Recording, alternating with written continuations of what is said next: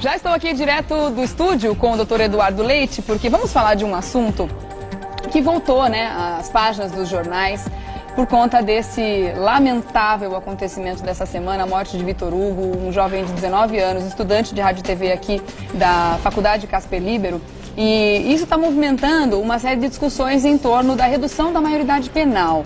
Ninguém melhor do que o Dr. Eduardo Leite para conversar com a gente sobre isso aqui no Revista. Seja bem-vindo. Bom dia. Tudo bem? Tudo bem? Tudo ótimo. Tudo ótimo, Mas né? é triste tudo a gente ótimo, ter né? que... Na verdade, não está bem ótimo, né? Depois dessa notícia, desse fato ocorrido Coisa terrível, com esse adolescente, né, estudante de jornalismo, por sinal, aqui da Casper Libero, primeiro, a gente fica muito triste com isso, né? E segundo, e a tristeza, ela alcança as duas pontas.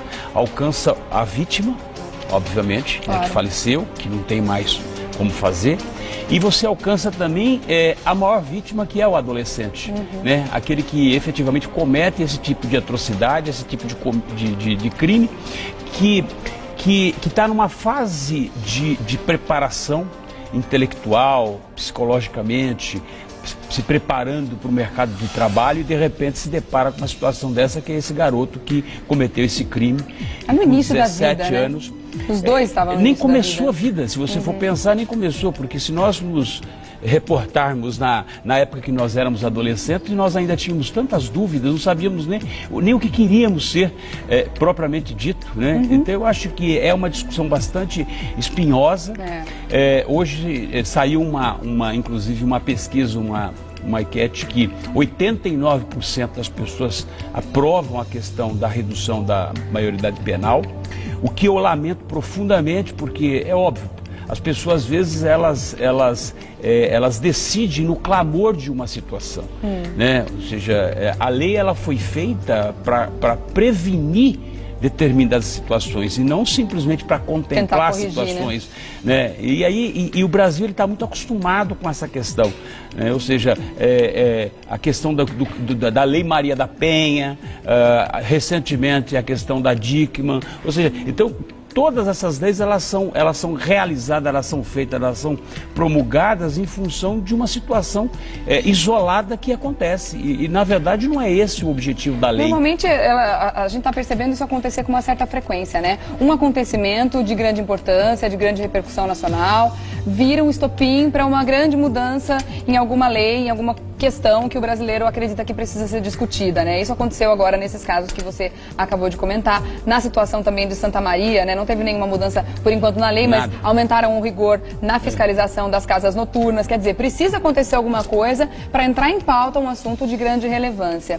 Agora, nesse caso, você diz que lamenta em que condição, em que situação? Eu lamento porque, na verdade, o adolescente ele é vítima a todo momento. Só para você ter ideia, porque quando se faz uma pesquisa, ela tem que se fazer uma pesquisa não quantitativa, mas uma pesquisa qualitativa. E qual a diferença? Não é a quantidade que vale, e sim a qualidade, como é feita essa pesquisa. Não adianta você simplesmente fazer uma pesquisa dizendo quem é que é a favor da minoridade. Se você fizer uma pesquisa hoje, quem é a favor da pena de morte ou prisão perpétua, você vai ter mais ou menos 80% da população a favor, e que não é a solução. Nós precisamos fazer uma outra análise. Por exemplo, o Brasil é o 4º país no ranking mundial de violência contra o adolescente, contra a criança e adolescente. O 4º país. Isso é uma pesquisa qualitativa, ou seja, eu preciso saber como é que eu estou tratando o adolescente para poder, eventualmente, diminuir a minoridade penal, como muitos querem, né? Alguns falam em 16, outros falam em 15, e tem gente que fala em 14 anos. Um outro dado importante, que na década de 90, o Japão vivia a mesma situação que nós estamos vivendo hoje, né? E na época, a maioridade penal eram 14 anos de idade. Você sabe o que o Japão fez? Aumentou a maioridade para 20 anos. E disse o seguinte, e nós estamos com um problema, a sociedade está com um problema. Então nós precisamos rever essa questão. Então hoje você tem a maioridade penal no Japão 20 anos. E que era 14 anos na década de 90, e tinham problemas seríssimos com relação aos adolescentes. Isso é uma pesquisa qualitativa, ou seja, então não adianta simplesmente você colocar uma situação, e isso que está sendo colocado, que foi colocado ontem, essa proposta que foi feita pelo governador do estado, não é necessariamente para poder diminuir a maioridade penal, é sim para ver o rigor na aplicação do ECA. Mas eu não vejo o rigor na aplicação do ECA, eu vejo uma qualidade na aplicação do ECA, porque o Estatuto da Criança e do Adolescente, que foi aprovado e que em 2012 foi revisto e hoje tem aquela questão socioeducativa, que entrou agora, que foi reavaliado agora recentemente, e que efetivamente algumas mudanças foram feitas no sentido de tornar o ECA como uma qualidade para poder ressocializar, para incluir o adolescente. Então eu acho que é dessa forma que nós precisamos analisar essa questão da diminuição da minoridade. Nós temos ECA, que é o Estatuto da Criança e do Adolescente, que é inclusive admirado fora do Brasil, né, como um modelo, se fosse aplicado da forma como deveria. O problema é que ele é inaplicável, né, aqui no Brasil, ele é inaplicável. Por quê? Porque você não dá qualidade na aplicação de uma lei. E a lei, ela exige uma qualidade na aplicação. Vamos falar sobre o sistema penitenciário. Ou seja, o garoto atingiu 18 anos, você vai mandar ele para o sistema penitenciário, como algumas pessoas estão querendo que o faça, né, dessa forma. Também é uma inadequação. Por quê? Porque, na verdade, ninguém sai do presídio, da prisão, melhor do que entrou. Infelizmente, isso não acontece. Eu vou repetir que é para as pessoas saberem, ninguém sai melhor de um presídio, melhor do que entrou. Ninguém sai. Isso pode estar certo. Mas e da Fundação Casa sai? Porque falta qualidade. Esse que é o problema, falta qualidade na aplicação. Você precisa de assistente social, você precisa de psicólogo, você precisa de educadores. Você não precisa de alguém lá chicoteando aqueles adolescentes. Aqueles adolescentes, eles precisam de um direcionamento, eles precisam de educação. Entendeu? Ou seja, ele precisa daquela reguarda que muitas vezes a professora dava lá atrás, e que hoje, a mãe, se a professora fizer qualquer tipo de coisa, ela é processada pelos pais. O grande problema é que até o momento em que o adolescente vai causar o primeiro crime, que ele vai cometer o primeiro crime da vida dele, sei lá, com 12, com 13 anos, até então ele já não veio tendo essa base, ele já não veio tendo essa estrutura. Falta de estrutura, ou seja, eu posso te dar alguns exemplos. O Brasil não tem capacidade, eu digo capacidade no sentido de reduzir a minoridade penal. Ele não tem capacidade de punição, ele não tem qualidade na punição, ou pelo menos na ressocialização. Isso não só com relação à questão da aplicação do ECA, como também no sistema prisional. Nenhum dos dois. Se você pegar, por exemplo, nos Estados Unidos, que tem 3 milhões de presos, e perto do Brasil, que tem mais ou menos, a população, ela tem uma diferença aí de mais ou menos aí uns 100 milhões de pessoas. Nos Estados Unidos hoje você tem 300 e poucos milhões de pessoas, e no Brasil 200 e poucos milhões de pessoas, e você tem um sistema carcerário de 2 milhões, quase 3 milhões de pessoas, ao passo que nós temos aqui 600 mil pessoas presas. Então você vê a diferença lá, as pessoas são presas em função de dirigir sem habilitação. E a diferença é que elas ficam na cadeia, o que acontece, cumprindo a sua pena. O que você tem que fazer é pensar numa qualidade. Existem vários problemas estruturais. Saiu uma pesquisa recentemente em comunidades carentes, e ofereceram para um adolescente, disseram para ele: o que você prefere, uma geladeira lotada de alimentos ou um PlayStation? Ele escolheu o PlayStation.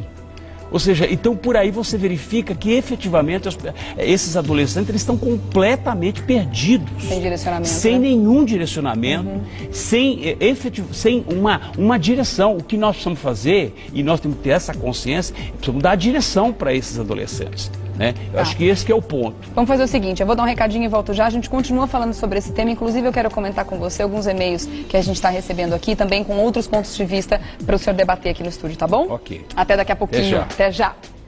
Bom, para a gente continuar o assunto, tem uma pergunta para você. Alguns pontos de vista dizem o seguinte: já que a gente não vai conseguir resolver a questão da educação, no Brasil, por enquanto, pelo menos. A gente espera, tem esperança que um dia isso mude, mas por enquanto isso não vai mudar, né? Vai continuar sucateada do jeito que tá, as crianças vão continuar saindo da escola sem aprender nada, sem saber escrever o próprio nome muitas vezes. Isso é um passo já é um primeiro momento para que a criança não tenha, para que essa pessoa não tenha no futuro oportunidades e caia e veja no crime uma condição de vida melhor. Coisa terrível de pensar, mas está mais ou menos por aí, né? Já que isso não vai mudar, já que a questão estrutural para tirar esses adolescentes, essas crianças do crime, não vão mudar a curto prazo, você não vê, então, na redução da maioridade penal, não seria o caso de tirar esses adolescentes que estão cometendo esses crimes hediondos, claro, avaliando caso por caso, não generalizando, mas esses crimes absurdos, esses crimes que são cometidos, que eram um tempo atrás cometidos por adultos, cometidos por adolescentes, não seria o caso de tirar eles das ruas e evitar que a sociedade sofra mais?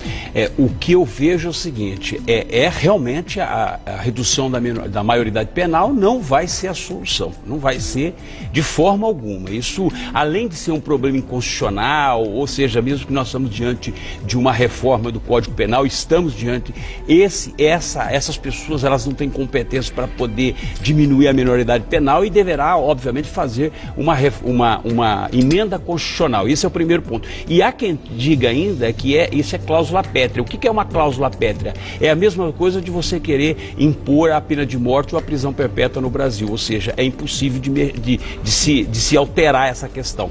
Eu acho que nós temos que fazer, nós temos que nos debruçar em relação a isso. Eu acho que nós temos que pensar nesses 20 mil garotos, adolescentes que se encontram no sistema para poder ser reinserido na sociedade, porque são 20 mil hoje, o Brasil tem essa quantidade de garotos nessas condições. Eu acho que tem que, obviamente, rever a questão educacional, questão familiar, isso vai levar tempo. Eu acho que uma oportunidade que nós vamos ter, Regiane, é justamente, primeiro que nós vamos ter um fórum mundial agora em agosto, de 5 a 7, né, o Fórum Mundial sobre o crime, a segurança e as metas da ONU para o novo milênio. Então nós vamos ter que começar a pensar como é que nós vamos dar uma solução a isso. Eu acho que o primeiro passo é uma questão, primeiro familiar, educacional, que é dever do Estado, dever do governo, né? Eu acho que o governo tem que começar a pensar nessa questão, porque enquanto você tem um garoto cometendo um crime, um garoto de 17 anos cometendo um crime, você tem a Polícia Federal, por exemplo, prendendo 90 e poucas pessoas por desvio de verba pública, dinheiro que na verdade deveria ser direcionado à reinserção desses garotos, né? Então eu acho que esse é o primeiro passo. O Brasil tem que saber resolver o problema de corrupção dela. O Brasil precisa. Já seria um grande O Brasil passo, precisa começar a aprender que ele tem que julgar os casos e não deixar, por exemplo, 20 anos para ser julgado o caso do Carandiru. Né? Esse é um ponto. Então ele tem que ter a capacidade e a competência de começar a solucionar esses problemas administrativos e domésticos. Tá? Então aí sim, aí eu acho que a partir daí você começa a dar esse suporte da educação, cuidar das 1.636 favelas que existem só na capital de São Paulo, comunidades carentes, começar a dar estrutura. Não adianta chegar lá e querer dar uma cesta básica, porque não é a cesta básica que vai resolver. Eu acho que não é só a educação que vai resolver, é questão estrutural mesmo, que eu acho que a partir daí você começa a dar um norte. Isso vai demorar uma década, duas décadas, eu acho que mais, certamente. Porque, infelizmente eu acho que mais, porque não existe, a gente não tem visto a vontade política de melhorar isso tudo, né? Essa é a grande questão. E quando a gente para analisar um problema como esse que a gente está vivendo agora, da forma como você colocou, a gente fica muito triste, porque a gente vê realmente que o buraco é mais embaixo, a gente tem tantos, mas tantos problemas para resolver aqui dentro desse país, que não dá nem para saber por onde começar, né? Você não consegue tirar os mendigos da rua, você não consegue tirar as crianças do semáforo. Eu estava vindo para cá, só mais um comentário, eu estava vindo para cá hoje, eu vi um rapaz enrolando um cigarro de maconha no meio da rua às 8h30 da manhã. O que está acontecendo? Aqui, ó, nos Jardins, chegando aqui na Avenida Paulista. Perderam, né, mas o respeito. Mas se o povo tá fumando crack no meio da rua, o cara pode fumar a maconha dele também, ué? O negócio tá tudo errado, tá conturbado demais, a gente não sabe onde é que vai parar, tá virando uma bagunça generalizada. Precisamos repensar, reengenharia no país. Coisa. Doutor Eduardo, obrigada. A gente tem um fim de semana para pensar nesses assuntos também, né? Segunda-feira a gente se fala mais, com certeza. Se Deus quiser. Até a próxima. Obrigada. Até segunda. Olha, realmente tem muita coisa pra gente parar pra pensar, né? Mas tem uma grande mudança que pode acontecer dentro da gente, né? Eu acho que essas manifestações, como a que aconteceu ontem aqui em frente à Avenida Paulista, são muito positivas. As pessoas realmente têm que se unir, têm que se mobilizar em torno do que acha certo para que a mudança realmente aconteça.